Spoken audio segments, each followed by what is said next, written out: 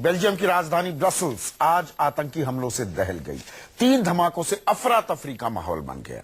Airport पर एक के बाद एक 2 धमाके हुए और एक मेट्रो स्टेशन पर तीसरे बम का धमाका हुआ। बम धमाके में दर्जनों लोगों के मारे जाने की खबर है। सैकड़ों लोग जख्मी हुए। पेरिस आतंकी हमले के बाद यूरोप में यह दूसरा बड़ा आतंकी हमला है और हमले का शक आईसिस पर था। आईसिस ने जिम्मेदारी भी ले ली है। आपको बता दें कि 4 दिन पहले ही ब्रसल्स से पेरिस हमले के मुख्य साजिशकर्ताओं में से एक सलेह अब्देसलाम को गिरफ्तार किया गया था।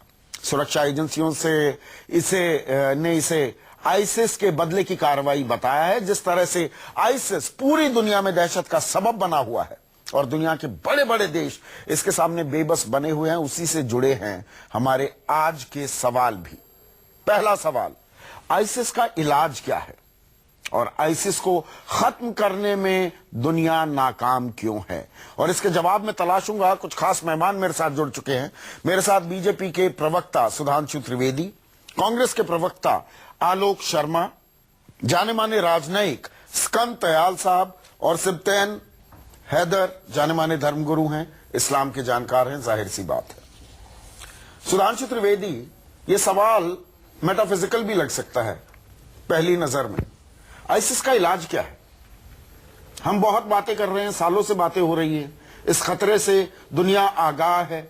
भारत में भी फुटप्रिंट्स हम देख पा रहे हैं, लेकिन इलाज क्या है? देखिए, ऐसा है कि इस विषय का इलाज समझने से पहले आपको यह समझना होगा कि मर्ज आया कहां से। पूरी दुनिया में आज जो समस्या नजर आ रही है, इसकी शुरुआत होती है 50 के दशक में, जब कम्युनिज्म का एक्सपेंशन इतनी तेजी से हो रहा था कि अमेरिका को लगा कि कम्युनिज्म को रोकना है तो उसकी नेचुरल एंटीडोट है रिलीजियस फंडामेंटलिज्म को बढ़ाना। जो एक आइजनहावर प्रेसिडेंट के समय में एक आइजनहावर प्लान आया था, आइजनहावर डॉक्ट्रिन दिया था। फिर निक्सन के जमाने में उन्होंने पूरी दुनिया में इसको बढ़ाया, चाहे वो इजिप्ट का इस मुस्लिम ब्रदरहुड से लेके अफगानिस्तान में तालिबान को बढ़ाने तक। अब समस्या तो उन्होंने इतनी बढ़ा दी और उस कारण से रोग पनप गया। मगर आज की डेट में जो रोग है, इसका समाधान तो उसी व्यक्ति को निकालना पड़ेगा जिसके कि शरीर में यह रोग अधिक आ गया है। तो कहने का तात्पर्य यह है कि आज कहीं न कहीं मुस्लिम समाज का जो नेतृत्व है और जो उनके धर्म गुरु हैं, क्योंकि उसी का सबसे गलत इंटरप्रिटेशन करके इन चीजों को बढ़ावा देने का प्रयास किया जा रहा है, तो सारे विश्व का जो प्रयास होगा वो एक तरफ होगा और उनका प्रयास बहुत महत्वपूर्ण होगा।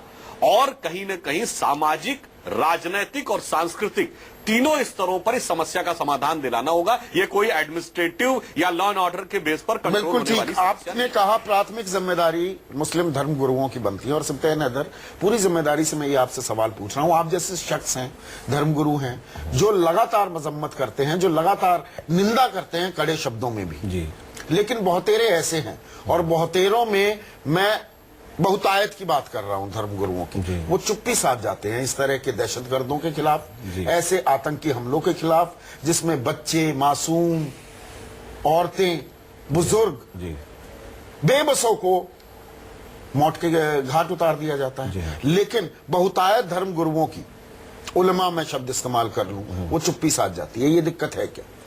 ऐसी ये बात जो आप फरमा रहे हैं कि बहुत सारे ऐसे लोग हैं, उलमा की तरफ जो आपने इशारा फरमाया कि वो लोग चुप्पी साध जाते हैं। मैं आपकी इन्फॉर्मेशन के लिए बात बता दूं कि हिंदुस्तान में कम से कम हमारा जो मुल्क है, इस मुल्क में तकरीबन 70% लोग ऐसे हैं मुस्लिम जो सूफी मत को बिलोंग करते हैं, दरगाहों को मानते हैं, सूफियों को मानते हैं। तो ये बात तो सरासर गलत है कि ये लोग जो हैं वो चुप्पी साध जाते हैं। आप नोट करेंगे जिस तरह से अभी हम हाल फिलहाल में दिल्ली के अंदर ही हम लोगों ने एक बहुत बड़ी सूफी कॉन्फ्रेंस करी है, वहां से जाहिर हुआ, वहां से वो आवाज, ये बात जाहिर हुई। मैं ये कह रहा हूं जी, आप मेरा मर्म समझिए सवाल का, कि जो एक होता है ना पुरजोर तरीके से जी हाँ जी मजम्मत की जाए, वो शायद नहीं हो पाती है। वो मैं गायब पाता हूं एक पत्रकार होने के नाते।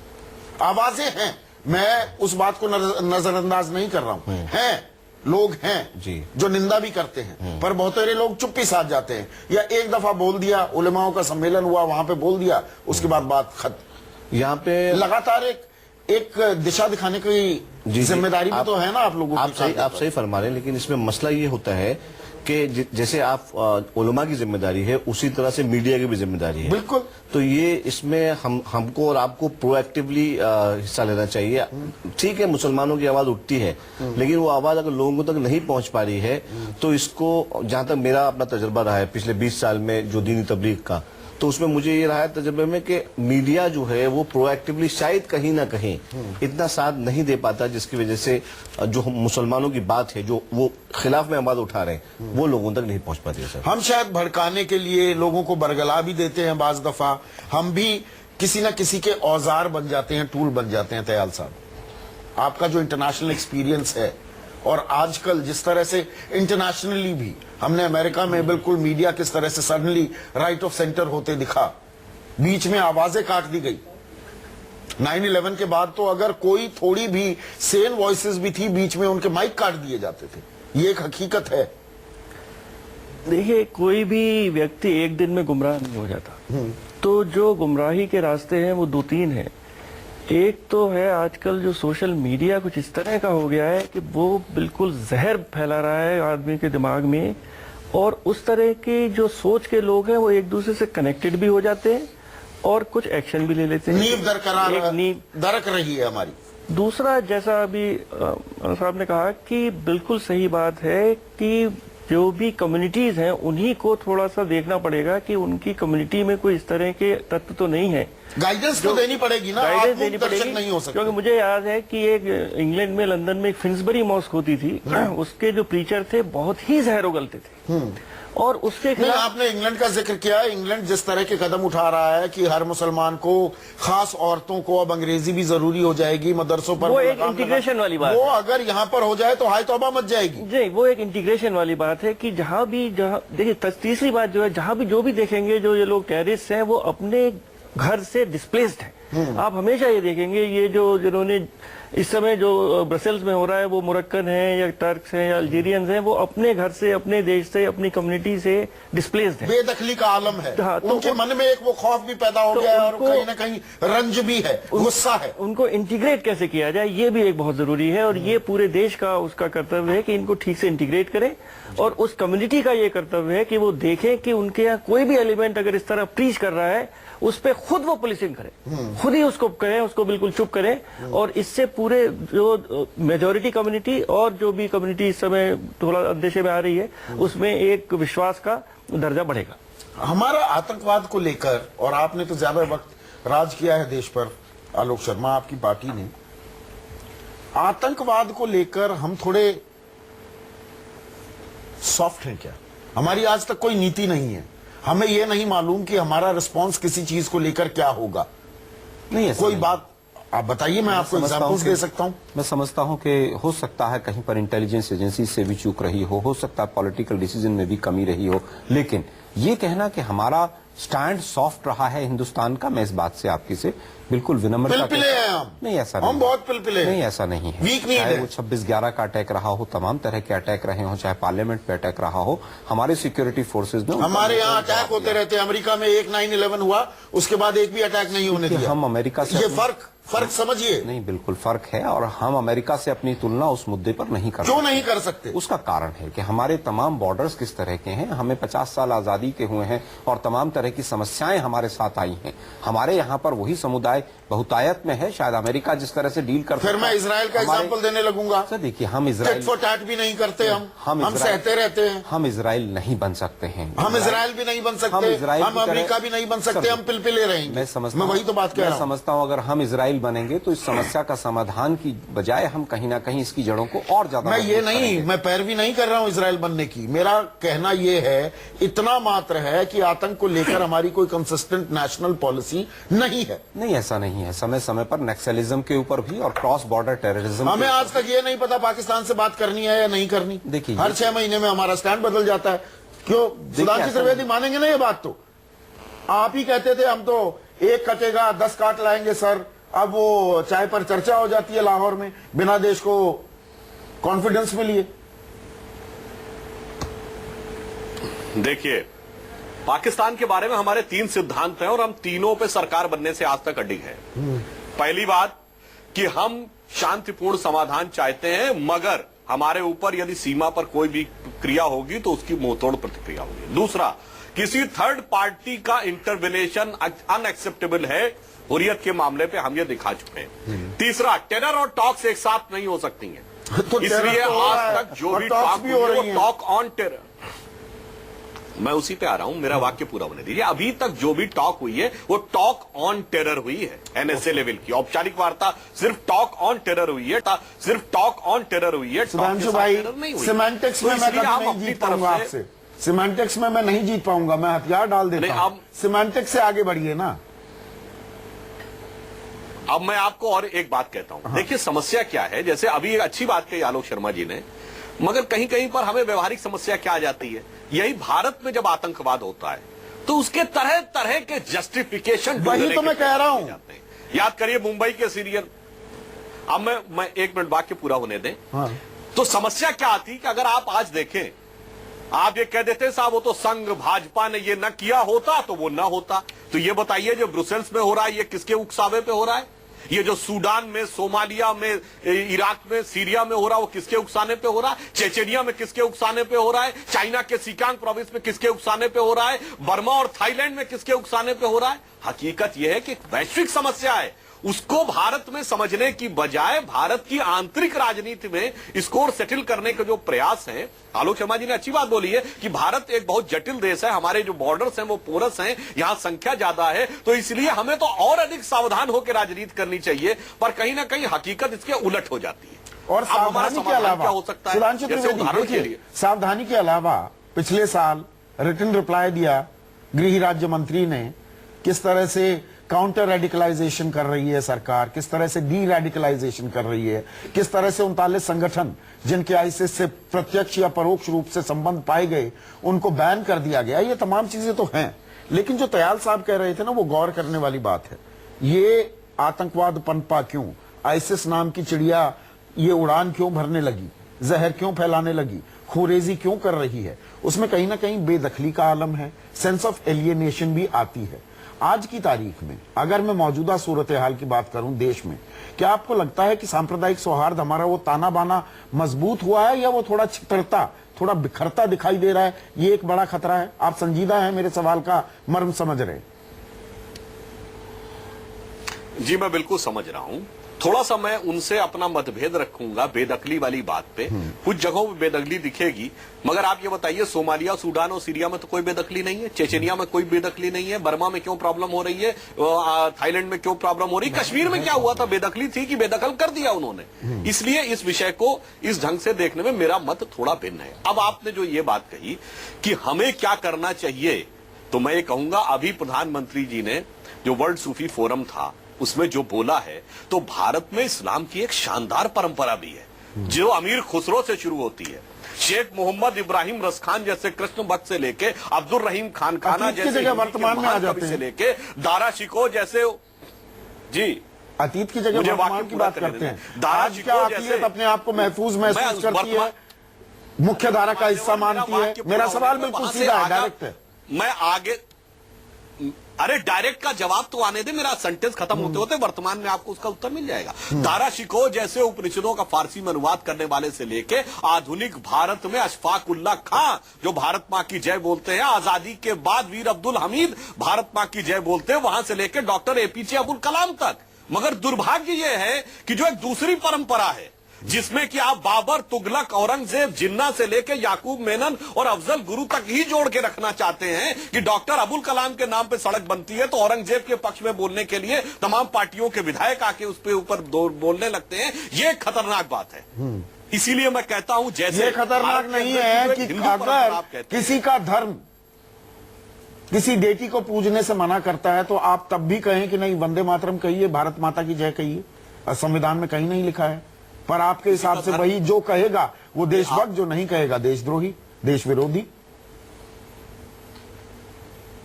देखिए, हम अगर ये बात कहेंगे कि किसी का धर्म किसी को मानने से मना करता है, तो मान्यवर मैं पूरी विनम्रता से कहूंगा आज कॉमन सिविल कोड इसलिए नहीं है कि एक समुदाय विशेष ये मानता है कि हमारे धर्म के अनुसार नहीं है, तो भाई हिंदू धर्म तो तलाक का प्रावधान ही नहीं मानता है। हिंदू धर्म में तो 7 जन्मों का वो बंधन माना गया है।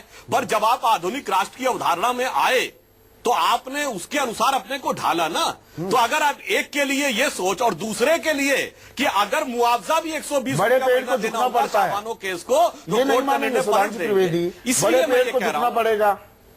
अल्पसंख्यक जो है उनकी बातें ज्यादा है, उनको तरजीह तवज्जो देनी ही पड़ेगी, बहुसंख्यकों को झुकना पड़ेगा।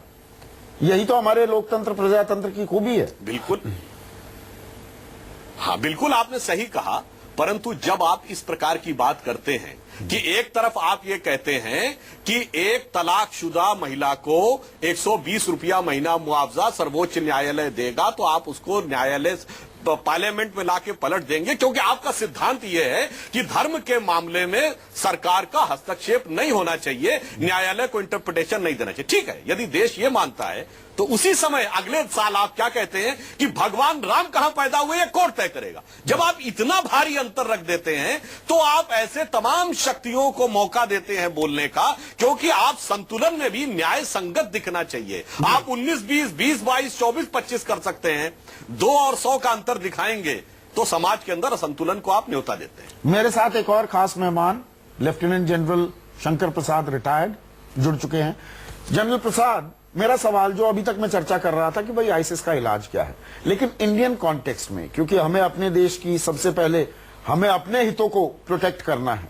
भारत में मौजूदा जो सामाजिक, आर्थिक, राजनीतिक हालात हैं, भारत माता की जय कहो तो देश प्रेम का इजहार हो जाएगा, आप देशभक्त हो जाएंगे।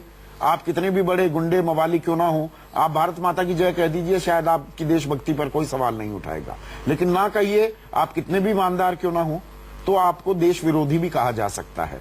ये इस तरह की जो बातें चल रही हैं, क्या ये आईसिस के लिए एक फर्टाइल ग्राउंड प्रोवाइड करती हैं नए रिक्रूट्स के लिए, या मैं ओवरस्टेट कर रहा हूं बातों को?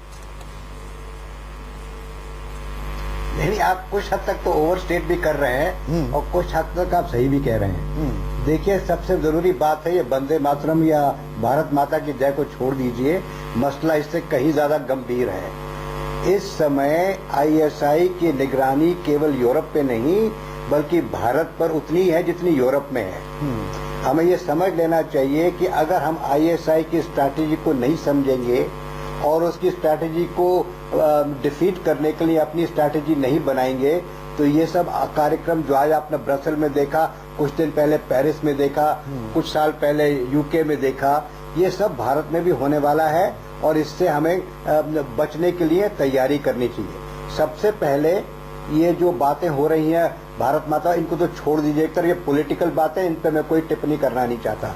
प्रोफेशनल टिप्पणी ये है कि हमें ये देखना है कि किस तरह से ये आईएसआई भारत के अंदर इन्फिल्ट्रेट कर रहा है, इसको कौन सपोर्ट कर रहा है, इसमें कौन क्लर्जीज हैं जो इसको सपोर्ट करते हैं, क्या उनकी रिक्रूटिंग पॉलिसी है, क्या वो साइबर वॉरफेयर भी इंडिया के ऊपर लगाएंगे। ये एक नया पहलू मैं आपको बता दूं कि केवल वो फिजिकल वायलेंस नहीं करा रहे आईएसआईएस एक बड़ा भारी साइबर हब भी चला रही है, जो कि कुछ साल 2 साल पहले शायद बर्मिंघम यूके से शुरू हुआ था जी। आज की तारीख में हमें फिजिकल वायलेंस और साइबर वायलेंस दोनों की तरफ ध्यान देना है और भारत को इस बात को ध्यान रखना है कि जब तक हम अपनी इंटेलिजेंस को और अलर्ट नहीं करेंगे, जब तक हम इन चीजों को नहीं पता करेंगे कि इस किस्म की क्लर्जीज कहां पर इस किस्म की मोटिवेशन दे रहे हैं, कहां पर रिक्रूटमेंट हो रही है, इस पर ध्यान नहीं देंगे तो इसके हम भी एक दिन शिकार होने वाले हैं। बिल्कुल जीरो टॉलरेंस हमें करनी होगी।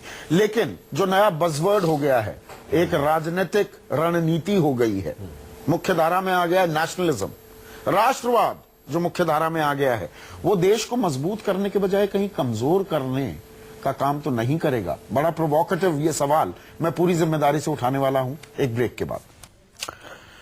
आतंकी हमले से अब ब्रसल्स, बेल्जियम की राजधानी ब्रसल्स दहल उठी है। 3 धमाके हुए, 28 से ज्यादा लोगों के मारे जाने की खबर है। यह आंकड़ा और बढ़ सकता है, 100 से ज्यादा लोग जख्मी हैं। भारत के लिए इसके मायने क्या हैं, आईसिस का इलाज क्या है, इसी पर हम चर्चा कर रहे हैं। और जो मौजूदा सूरत हाल है उसमें जो नेशनलिज्म पे प्रीमियम हो गया है और जिस खेल में कंपेटिटिव नेशनलिज्म में आलोक शर्मा आपकी पार्टी भी आ गई है, जो बीजेपी कह रही है वही आप भी कह रहे हैं, भारत माता की जय कहना ही होगा, आप भी उसी राह पर चल रहे हैं।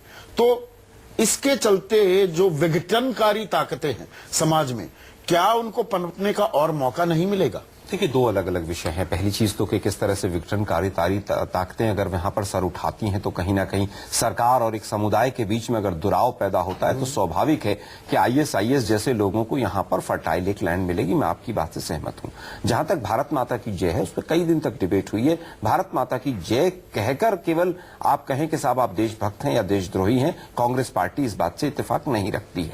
जय हिंद आपने निलंबित कराया, उसमें कई चीजें और भी थी। जिस तरह के उन्होंने वक्तव्य वहां पर विधानसभा में दिए, वो चीजें भी इन्वॉल्व थी। दूसरी चीज, आज जिस तरह का माहौल वर्ल्ड जियोपॉलिटिक्स में खास तौर पर 1990 के बाद से बना है कि किस तरह से इराक का किस तरह से अमेरिका ने दुरुपयोग किया है, वहां पर कहा गया कि तमाम तरह के वहां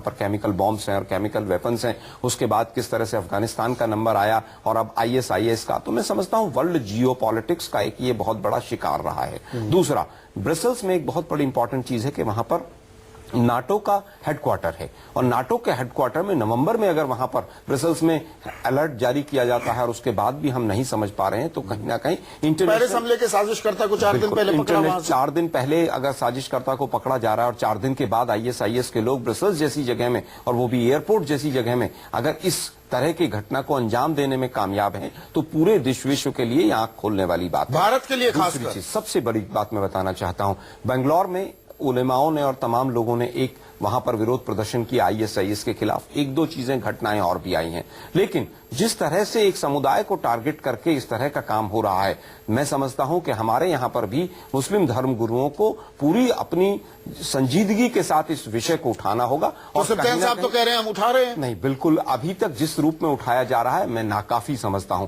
सूफी सम्मेलन में भी जो अंतिम दिन वक्तव्य आया है उसके अंदर उस तरह से उस चीज को आईएसआईएस का विरोध जिन खुले शब्दों में होना चाहिए था अभी तक नहीं हुआ है। और भारत जहां पर मुस्लिम आबादी बहुत ज्यादा है, मैं इसको धर्म से नहीं जोड़ना चाहता हूं, लेकिन कहीं ना कहीं वहां पर शिक्षा का भी अभाव है। तो ये दो स्तरों पर काम करना होगा। जो सीधे आप पर एक जवाबदेही चाह रहे हैं आलोक शर्मा सप्तेन साहब, मुझे ये बताइए कि भाई सूफी सम्मेलन में नामजद जो होता है ना, ये कहना कि आईसिस ये बड़ा खतरा है, इसकी मानसिकता, इसकी सोच जहर है, ऐसी बात खुलकर नहीं कही गई, वो थोड़ा गोल मटोल। और एक और बात जो हम ब्रेक में भी कर रहे थे, क्यों नहीं आप लोग, आप उलमा हैं, आप धर्म गुरु हैं, आप सिखाते हैं, आपका मजहब क्या बताता है, क्या जिंदगी का पाठ सिखाता है।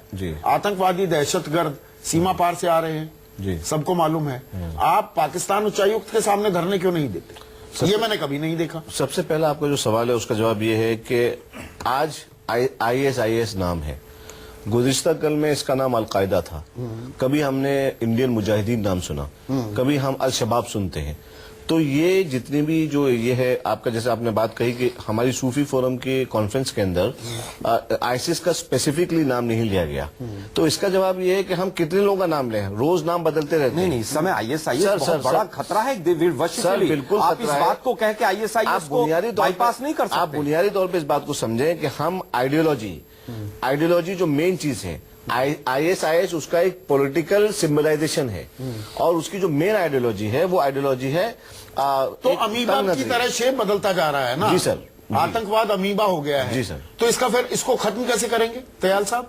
देखिए, क्या हमें इंटरनेशनल कोऑपरेशन, क्योंकि आप एक डिप्लोमेट हैं, इंटरनेशनल कोऑपरेशन पर ज्यादा तवज्जो देनी होगी। आईसिस के खिलाफ भारतीय सेना भी युद्ध में हिस्सा लेगी, इस तरह की खबरें आई, फिर वो पुख्ता नहीं हो पाई, उसके भी प्रोज एंड कॉन्स के बारे में चर्चा होने लगी।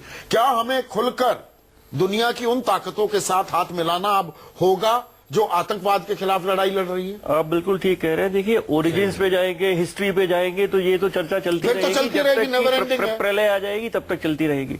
पर इस समय जो पूरे विश्व के सामने, समाज के सामने, वेस्ट के सामने, भारतवर्ष के सामने, सेक्युलर सोसाइटीज के सामने, इंक्लूसिव सोसाइटीज के सामने जो सबसे बड़ा खतरा है वो आईसिस का है।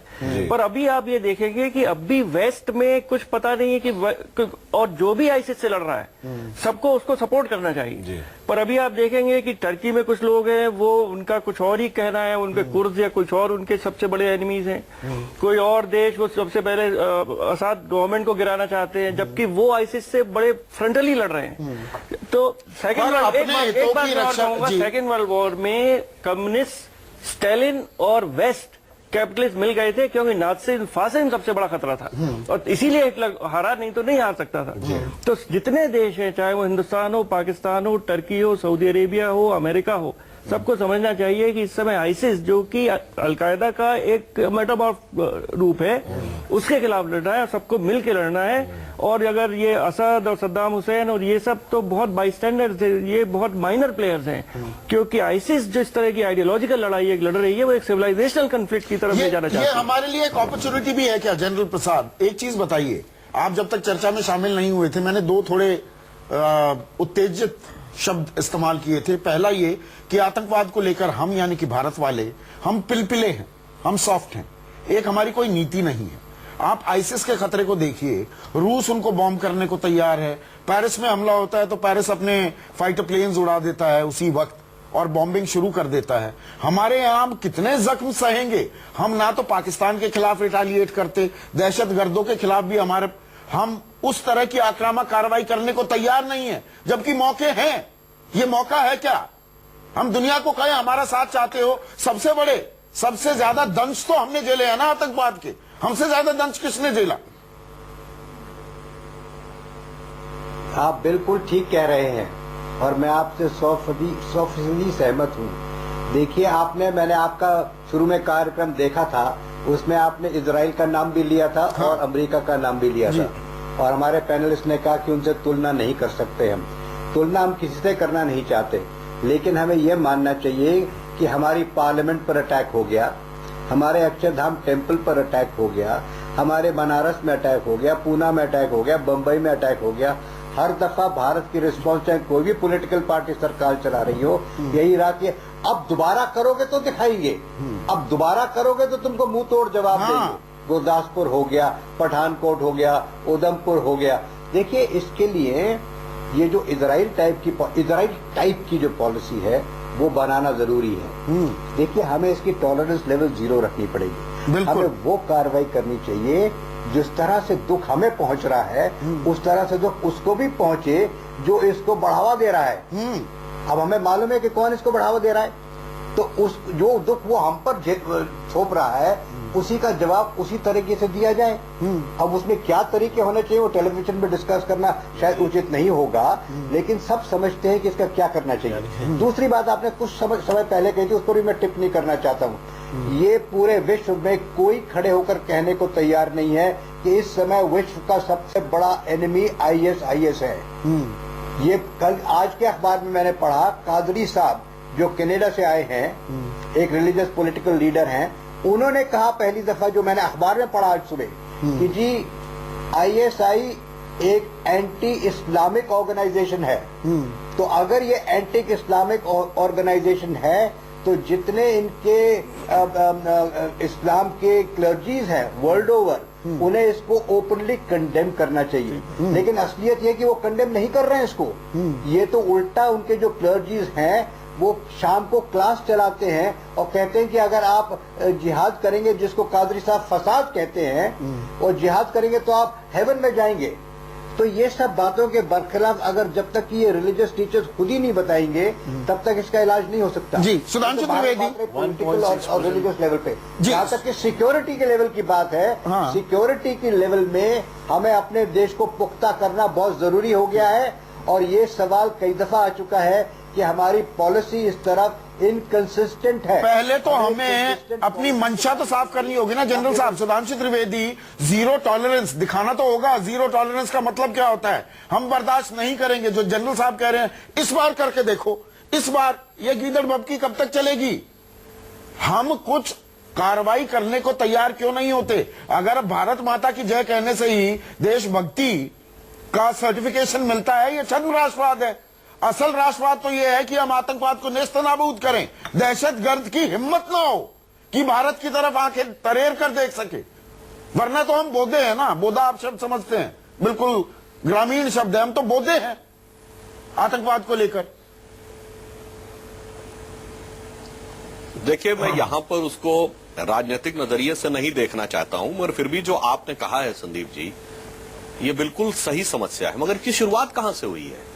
भाई आतंकवाद को आतंकवाद के नजरिए से देखिए, किसी और नजरिए से मत बिल्कुल। देखिए। इसकी शुरुआत कब हुई? जब पोटा हटाया यूपीए की सरकार ने, तो क्या कारण बताया कि एक समुदाय विशेष के लोगों पे कार्रवाई ज्यादा हो रही है इसलिए हटा दिया जाए। अरे भाई, कोई भी कानून इस आधार के ऊपर आप निर्णय लेंगे। चलिए, उससे पहले तो बीजेपी गवर्नमेंट थी, टाडा जब हटा तो नरसिम्हा राव और राजीव गांधी की सरकारें थी।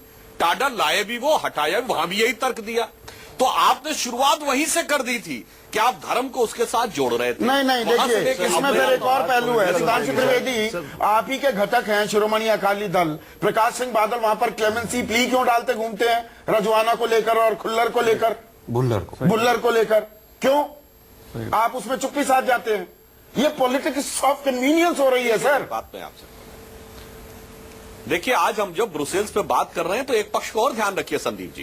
पंजाब की समस्या हो या तमिल की समस्या हो, ये एक लोकल समस्याएं थी, क्षेत्रीय समस्याएं थी और उसके अनुसार उसका समाधान निकाला। आज जो ये आपको दिख रहा है विश्व के पटल पर ISIS वाला, आपको याद हो 15 साल पहले सैमुअल हटिंगटन ने एक बड़ी फेमस किताब लिखी थी, क्लैश ऑफ सिविलाइजेशन। अभी संदीप जी आप खुद ये बात बोल रहे थे कि भाई ये ISIS तो एक आइडियोलॉजिकल लड़ाई की तरफ दुनिया को ले जाना चाहता है। तो कहीं ना कहीं वो जो क्लैश ऑफ सिविलाइजेशन का कॉन्सेप्ट हटिंगटन ने दिया था, ये लड़ाई तो उस डायमेंशन की है। तो आप इसको और दूसरी लड़ाई की तुलना करने से तो कहीं ना कहीं आप इस लड़ाई को एक स्केप रूट देने का प्रयास करते हैं। तो मौका भी है हमारे लिए, और कहीं ना कहीं हमें अपनी फाइट जो है टेररिज्म के खिलाफ उसको और बलवान और मजबूत करना होगा। एक छोटा सा ब्रेक लूंगा, अंतिम पड़ाव पर जा रहा हूं। पांचों खासों मेहमानों से मेरी ये गुजारिश है कि ब्रेक के बाद मैं आपसे एक इलाज पूछूंगा। तत्काल प्रभाव से भारत सरकार को एक क्या चीज करनी है, छोटा रखिएगा। ब्रसल्स में आतंकी हमला हुआ है, आईसिस ने इस हमले को अंजाम दिया है। भारत के लिए सबक क्या? तत्काल प्रभाव, क्योंकि हम सबसे ज्यादा आतंक झेल रहे हैं। तत्काल प्रभाव, एक कदम हम क्या उठाएं? सुधांशु त्रिवेदी, आपसे शुरुआत। देखिए, मेरा यह मानना है कि सरकार को इसमें दो चीजों पे ध्यान रखना होगा कि जो आतंकवादी तत्व हैं उनके साथ कठोरता, और जो सकारात्मक तत्व हैं समाज के उनको पूरा प्रोत्साहन देना होगा। परंतु इसके लिए हमें मुस्लिम समुदाय का भी और सभी राजनीतिक दलों के साथ कदम मिलाकर चलना होगा, चाहे परिस्थितियां कितनी विपरीत आलोक हो। शर्मा, अटल जी की कविता की वो एक पंक्ति है ना, कि कदम मिलाकर चलना होगा, वो इसके ऊपर हमारी पूरी तरीके से। आलोक शर्मा, देखिए, कदम मिलाकर चलना तो बहुत जरूरी है, लेकिन सत्ता पक्ष के जिस तरह के बयान आते हैं नेताओं के, वो कहीं पर भी कदम ताल करते नजर नहीं आते। जब आप कहते हैं कि पाकिस्तान चले जाइए तो दुर्भाग्यपूर्ण है। कठोरता और प्रोत्साहन दोनों चलने चाहिए, लेकिन उनका दुरुपयोग नहीं होना चाहिए। आज केंद्र की सरकार को केवल जुबानी बम नहीं फोड़ते हुए वर्ल्ड की इंटेलिजेंस के साथ अपने आप को जोड़ना होगा और हमारी इंटेलिजेंस एजेंसीज की फ्रिक्वेंसी को मैच करना। जो इनका रिक्रूटमेंट ड्राइव जो है उसको खत्म करके जो ब्रेन वॉशिंग पावर है इनका, उसको खत्म करना होगा। उसको खत्म करने के लिए सूफी आइडियोलॉजी को हमको जो है यहाँ पे अपनाना पड़ेगा। जनरल प्रसाद, सबसे पहली बात यह कि अपनी सिक्योरिटी फोर्सेस को शक्तिशाली बनाइए, अपनी इंटेलिजेंस ऑर्गेनाइजेशंस को और पुख्ता बनाइए। दूसरा, अपनी फॉरेन पॉलिसी कंसिस्टेंट रखिए, रोज सुबह उसको मत बदलिए। और तीसरा है कि अगर इस किस्म की हरकतें होती हैं तो उसका बराबर मुंह तोड़ जवाब दइए। केवल बोलिए नहीं, बल्कि जवाब असलियत में दिखाइए। जितनी पीड़ा हमें हो रही है उतनी पीड़ा उसको भी होनी चाहिए जो ये हमारे पर थोप रहा है। जी दयाल साहब। दो चीजें हैं। देखिए, हमारे यहाँ जो रेडिकलाइजेशन हो रहा है वो कंप्यूटर्स, इंटरनेट के थ्रू हो रहा है, तो साइबर सर्वेलेंस को हमें बहुत ज्यादा बढ़ाना होगा। और दूसरा, कम्युनिटी को साथ लेके चलना होगा, क्योंकि हमारी जो फैमिलीज हैं, हमारी मुस्लिम फैमिलीज हैं, कभी नहीं चाहती कि उनका बच्चा गलत रास्ते पे जाए। तो ये जो रेडिकलाइज हो रहे हैं उनको हमें बहुत सॉफ्टली ट्रीट करना होगा और उनको गुमराह जो हो गए हैं उनको ठीक रास्ते पे लाना होगा, और इससे हम इस समस्या से समाधान पालेंगे। तो मल्टी प्रॉन्ग स्ट्रैटेजी हमें कहीं ना कहीं अपनानी होगी और थोड़ा सॉफ्ट होना हमें बंद करना पड़ेगा। सुधांशु त्रिवेदी, आलोक शर्मा, जनरल प्रसाद, दयाल साहब, सिब्तेन साहब, आप सभी का बहुत बहुत शुक्रिया। आज सबसे बड़ा सवाल में बस इतना ही। नमस्कार।